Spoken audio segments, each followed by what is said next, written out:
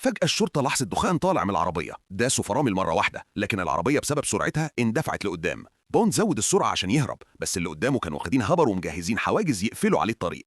من غير توتر ضغط زرار، وفجأة طلع من الكبوت قاذفين صواريخ، وجههم على الحواجز وضرب فورا. الانفجار فتح له سكة وهو معدي من وسط النار والدخان.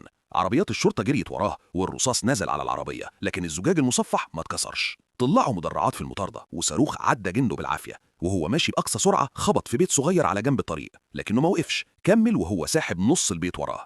الرصاص فضل ينزل عليه، وصاروخ تاني عدى من جنبه فداس بنزين أكتر، والصاروخ فجر البيت اللي كان متعلق فيه. المطاردة كملت، وصاروخ أصاب الكاوتش، لكنه ما وقفش، كمل ماشي على الجنط، وعدى فوق بحيرة متجمدة والجنط شرخ الجليد وراه.